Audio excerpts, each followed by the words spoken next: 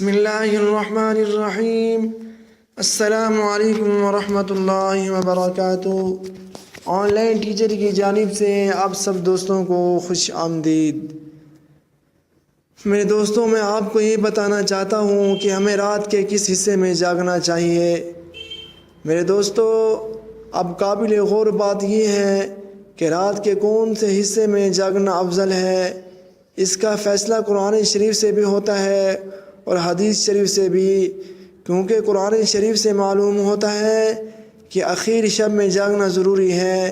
چنانچہ ارشاد باری تعالیٰ ہے، ان ناشئۃ اللیل ہی اشد وطئا واقوم قیلا۔ البتہ اٹھنا رات کو سخت روندتا ہے، مؤثر ہے نفس کے کچلنے میں اور سیدھی نکلتی ہے بات۔ اور ناشئۃ اللیل سونے کے بعد متحقق ہوتا ہے، کیونکہ اس کے اختیار کرنے سے نفس پر مشقت کا زیادہ اثر ہوتا ہے، تو وہی افضل ہوگا۔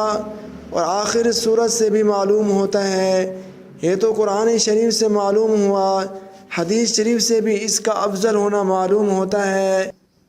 چنانچہ آخری شب کی فضیلت میں بکثرت احادیث آئی ہیں اور قواعد عقلیہ بھی اس پر شاہد ہیں، کیونکہ وہ وقت سونے کا ہے اور سونے نیند کو چھوڑنا مشکل ہے۔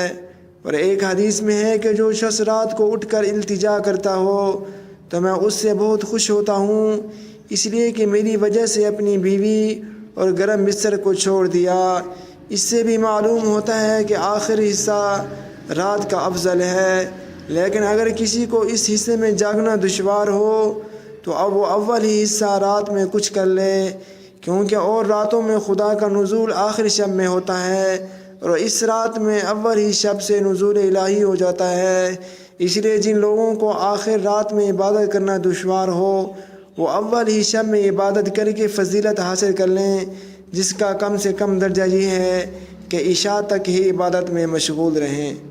اللہ رب العزت ہم سب کو زیادہ سے زیادہ اس رات میں عبادت کرنے کی توفیق عطا فرمائے، آمین۔